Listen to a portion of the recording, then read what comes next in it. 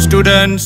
नमस्कार, मी मलिक पठाण सर, कुचन प्रशाला सोलापूर येथे गेल्या 31 वर्षापासून मराठी या विषयाचं अध्यापन करीत आहे. मुलांनो, सर्वप्रथम मी आपले सहर्ष स्वागत करतो. 1 मार्च 2024 रोजी होणाऱ्या इयत्ता 10वीच्या मराठी विषयासंदर्भात लोकप्रधान न्यूजच्या माध्यमातून घेण्यात येणाऱ्या ऑल द बेस्ट स्टुडंट्स या मालिकेमध्ये मी पद्मशाली शिक्षण संस्था संचलित कुचन प्रशाला कनिष्ठ महाविद्यालय व व्यवसाय शिक्षण येथे मराठी विषय या विषयावर गेल्या 31 वर्षापासून अध्यापन करीत आहे. मुलांनो, यावर्षी विद्यार्थ्यांच्या बैठक व्यवस्थेत झालेला बदल हा सगळ्यात महत्त्वाचा आहे. आतापर्यंत झालेल्या कोरोना काळातील एकूण परीक्षा या आपल्याच वर्गात, आपल्याच परीक्षेतील आणि आपल्याच परिसरातील वातावरणामध्ये घेत होतो. आता महाराष्ट्र शासनाच्या वतीने यावर्षी प्रत्येक विद्यार्थ्याचा नंबर हा वेगवेगळ्या शाळेमध्ये येणार आहे. विद्यार्थ्यांची मानसिक परिस्थिती थोडीशी चलबिचल अशा अवस्थेत झालेली आहे. परंतु अशा परिस्थितीतही सुरुवातीचा आपल्या जीवनातील मराठी विषयाचा पेपर आपण देत असताना थोडीशी मानसिकता वर खाली झालेली दिसते. परंतु हे सर्व आपल्या मनावर अवलंबून असतं. आपण सर्वांनी या परीक्षेचं आत्मविश्वासाने पुढे जाण्याचा प्रयत्न केला पाहिजे. सर्वप्रथम मी सर्व विद्यार्थ्यांना येणाऱ्या 2024च्या परीक्षेच्या हार्दिक शुभेच्छा देऊन कृतीपत्रिका आराखडा आपण कसं सोडवायचा हा विषय आता घेणार आहोत. एकूण आपली 80 मार्काची कृतीपत्रिका असते. या कृतीपत्रिकेतील आपल्याला एकूण 5 विभागामध्ये ही कृतीपत्रिका विभागलेली असते. सर्वप्रथम आपल्या हातात जेव्हा कृतीपत्रिका पडेल तेव्हा आपण त्या कृतीपत्रिकेचं अगोदर वाचन केलं पाहिजे. वाचन केल्यानंतर दिलेल्या मुद्द्यावर आधारित कृती सोडवली पाहिजे. आपल्या पठित पाठावर आधारित प्रश्न विभाग 1 हा असा असतो की पठित पाठावर आधारित आपल्याला 2 कृती विचारल्या जातात 7-7 मार्काच्या. त्यामध्ये पठित पाठावर आधारित कृती दिलेल्या सूचनेप्रमाणे आपण कृती सोडवली. पहिली कृती 2 मार्काला असते, दुसरी कृती 2 मार्काला आणि तिसरी कृती जी असते त्याच्यामध्ये सोबत अभिव्यक्तीची 3 मार्कासाठी असते. अशी ही कृती आपण सोडवताना दिलेला परिच्छेद लक्षपूर्वक वाचन केला पाहिजे. कोणती कृती विचारलेली आहे ती कृती आणि त्याच्यात आपल्याला काय नेमकं मुद्देसूद काय लिहायचं आहे याचा आपण विचार केला पाहिजे आणि त्यानंतरच ती कृती आपण सोडवण्याचा प्रयत्न केला पाहिजे. अशा प्रकारे आपण सोडवताना आपल्यामध्ये आत्मविश्वास वाढला पाहिजे. स्वमत अभिव्यक्ती लिहित असताना आपण ती कृती सुरुवात कशी करायची, विषयाला अनुसरून त्याचप्रमाणे मुद्देसूद अशा प्रकारे आपण उत्तरांचं लेखन केलं पाहिजे. हे सर्व करत असताना आपण लेखन नियमानुसार लेखन केलं पाहिजे. कारण स्वमत अभिव्यक्ती कृती ही अशी आहे की त्याच्यामध्ये काना, मात्रा, उकार, वेलांटी, विरामचिन्हे यांचाही महत्त्वपूर्ण अशा प्रकारे समावेश केला पाहिजे. त्यानंतर आपण पठित पाठावर आधारित कृती 7 अंकाची गुणांची असते तीही त्याचप्रमाणे सोडवली पाहिजे. आणि त्यानंतर विभाग 1 मधील ई हा अपठित पाठावर आधारित कृती असते. अपठित पाठ म्हणजे आपल्या पाठ्यपुस्तका व्यतिरिक्त दिलेला एखादा गद्यखंड त्यावर आधारित 2-2 गुणांच्या 2 कृती आपल्याला सोडवायच्या असतात. हे सोडविताना आपण कृतीमध्ये ज्या गोष्टी विचारल्या गेलेल्या आहेत त्याच गोष्टींचा उल्लेख केलेला असला पाहिजे. त्यानंतर विभाग 2 पद्य विभाग हा आपल्याला 16 गुणांसाठी विचारलेला असतो. या 16 गुणांच्या प्रश्न दुसऱ्या ते सोडविताना आपल्याला एक कविता दिली जाते.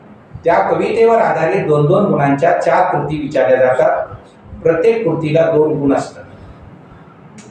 यानंतर आपल्याला प्रश्न दुसऱ्यामध्ये पद्य विश्लेषण हा विचारलेला असतो. त्यामध्ये आपण 1-1 गुणांची एक कृती आणि 2 गुणांसाठी एक कृती विचारली जाते. हे सोडविताना आपल्याला 2 कवितेची नावं दिलेली असतात. त्या कवितेच्या आधारे आपल्याला कवितेचे कवी कोण, कवितेचा विषय, त्याचप्रमाणे कविता आवडण्याची वा न आवडण्याची कारणे ही स्पष्ट रीतीने मांडता आली पाहिजे. त्यानंतर रसग्रहण कृती असते 4 गुणांसाठी. एखाद्या कवितेवर आधारित 4 किंवा 2 अशा प्रकारच्या ओळी दिल्या जातात.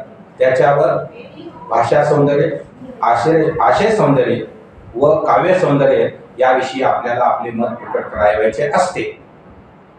यानंतर विभाग 3 स्थूल वाचन ही कृती 6 गुणांसाठी असून त्यावर आपल्याला पद्य आणि गद्य अशा प्रकारे 3 प्रश्न विचारले जातात किंवा 4 प्रश्न विचारले जातात.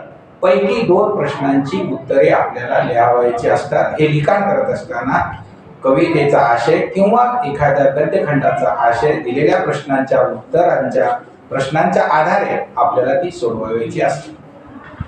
मुलांनो, हे सर्व करत असताना आपलं पहिला विभाग हा 18 गुणांसाठी, दुसरा विभाग हा 16 गुणांसाठी आणि विभाग 3 हा 6 गुणांसाठी विचारला जातो. अशा प्रकारे आपल्या पाठ्यपुस्तकावर आधारित अशा प्रकारची ही 40 गुणांची कृती संपलेली असते आणि त्यानंतर मात्र आपल्याला विषय हा प्रश्न क्रमांक 4 व्याकरण घटकावर आधारित कृती असते. या व्याकरण घटकावर आधारित कृतीला आपल्याला पहिले व्याकरण घटकावर आधारित कृती 8 गुण. यामध्ये सामासिक शब्दांचा विग्रह करा किंवा समासांच्या जोड्या लावा किंवा वाक्यात दिलेल्या सामासिक शब्दांचा विग्रह करून समासाचे नाव लिहा. अशा प्रकारची कोणतीही कृती विचारली जाऊ शकते. यासाठी आपल्याला 2 गुण असतात. यानंतर मुलांनो, आपल्याला उपसर्ग घटित शब्द, प्रत्यय घटित शब्द आणि अभ्यस्त शब्द अशा प्रकारच्या 2 गुणांसाठी कृती दिली जाते.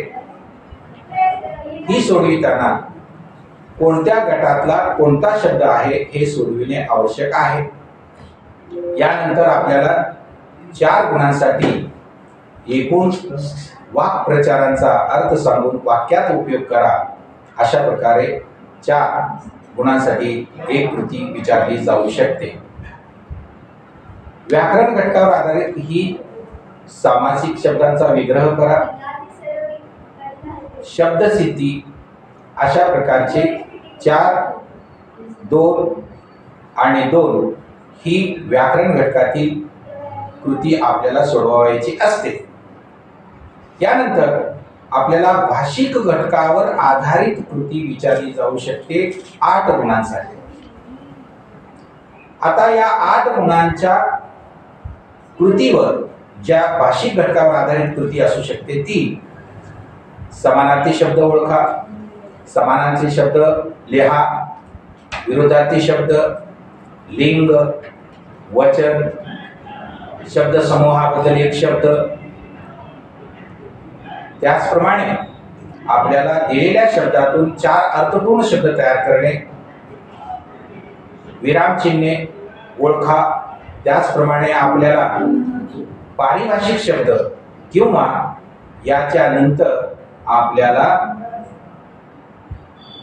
विरामचिन्हांच्या नंतर लेखन नियमानुसार लेखन करा अशी 2 गुणांची कृती विचारली जाऊ शकते. हे सोडवित असताना आपल्याला 6 शब्द दिलेले असतात. त्या 6 शब्दांपैकी योग्य शब्द निवडून आपल्याला ही कृती सोडवायची असते.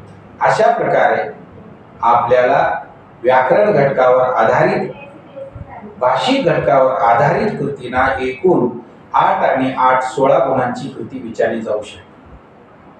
हा विभाग 4था संपल्यानंतर आपल्याला लेखन कौशल्याकडे जायचे असते. हे सगळं सोडवित असताना आपल्याला आपल्या वेळेचाही गणित घालता आला पाहिजे. कारण आपल्याला आजकालची जी मुलं आहेत ती मुलं लिखाण संत गतीने करत असतात. त्यामुळे त्यांचे वेळेच्या अभावी काही प्रश्न राहण्याची शक्यता असू शकते. परंतु विद्यार्थी मित्रांनो, आपण लेखन कौशल्य अर्थात उपयोजित लेखन या घटकाकडे वळूया. आता उपयोजित लेखन हा घटक सोडवित असताना आपल्याला त्याच्यामध्ये अ, आ आणि ई अशा प्रकारचे 3 कृती असतात. यामध्ये आपल्याला प्रश्न 5वा, विभाग 5 आणि तुम्हाला एक जाहिरात दिली जाते.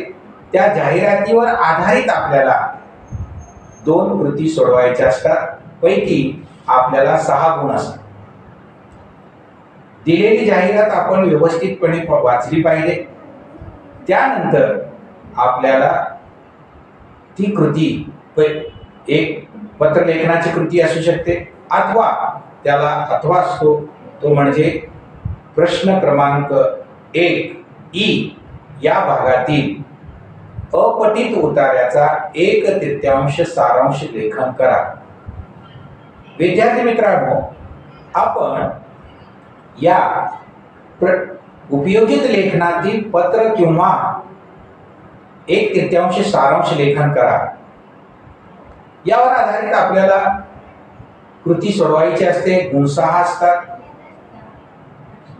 आपण हे करत असताना व्यवस्थितरित्या ज्याच्यावर आपल्याला आपले विचार प्रकट करता येऊ शकतात, आपण आत्मविश्वासाने ते लिखाण करू शकतो अशी कृती शोधून त्याच्यातील कृतीवर आपण आपले विचार प्रकट करण्याचा प्रयत्न केला पाहिजे. जेणेकरून उपयोजित लेखनामध्ये आपल्याला पैकीच्या पैकी गुण मिळवण्याची शक्यता जास्त असते. कारण पत्र लिखाण करत असताना दिनांक, प्रती, ज्याला पत्र पाठवायचा आहे त्यांचा पत्ता, विषय, त्यानंतर विषयावर आधारित आपण लेखन केलेलं असलं पाहिजे. हे सगळं करत असताना भाषा शुद्धीकडे मात्र आपण लक्ष दिलं पाहिजे. जेणेकरून उपयोजित लेखनातील प्रश्नांची आपण आत्मविश्वासाने लेखन केलेलं असलं पाहिजे. त्याच्यामध्ये 3 परीक्षण करता आले पाहिजे. त्यानंतर आपले स्वाक्षरी खालच्या बाजूला करून आपला ईमेल आयडी लिहिलेला असला पाहिजे. त्यानंतर आपण प्रश्न 5व्यातील आ या विभागाकडे वळूया मुलांनो. हे करत असताना जाहिरात लेखन, बातमी लेखन, त्याचप्रमाणे आपण एक कथा लेखन, या तिन्ही पैकी आपल्याला 2च कृती सोडवायच्या असतात. प्रत्येक कृतीला 5 गुण असतात.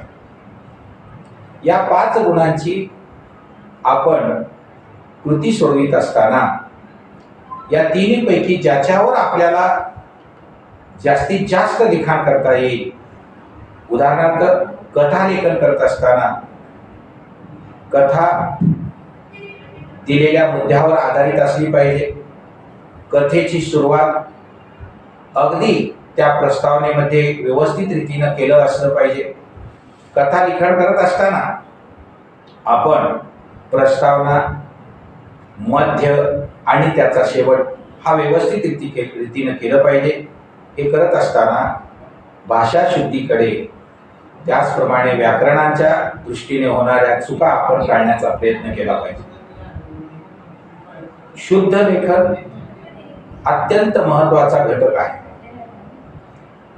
सुंदर सुवाच्य हस्ताक्षरात आपण लेखन केलं पाहिजे, जेणेकरून विषय हा प्रभावशाली दिसला पाहिजे.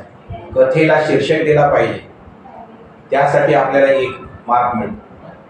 या सर्व गोष्टींचा विचार करून आपण इयत्ता 10वीच्या परीक्षेतील कृतीपत्रिकेचा आराखडा सोडविण्याचा प्रयत्न केला पाहिजे.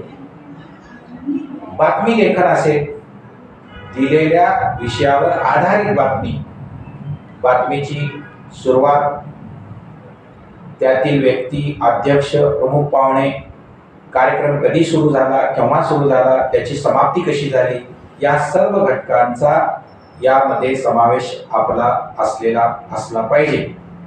त्याचप्रमाणे मुलांना जाहिरात लेखन करत असताना दिलेल्या एखाद्या वस्तूची जाहिरात आकर्षक रीतीने आपल्याला कशी मांडता येते, आपण एखादी वस्तू किती ग्राहकाला मोहात पाडून विकू शकतो, यासाठी आपण ती अगदीच त्याची आकर्षक सुरुवात केली पाहिजे, त्याची वैशिष्ट्ये लिहिली पाहिजे, त्याला दिलेली सवलत लिहिली पाहिजे, आपलं दुकान किंवा आपलं जी वस्तू आहे ती वस्तू विकण्याची वेळ काय आहे, त्याच्यानंतर आपल्याला आपला भ्रमणध्वनी लिहिता आलेला असला पाहिजे, जेणेकरून जाहिरात लेखन करत असताना आपल्याला चांगल्या पद्धतीने गुण मिळतील.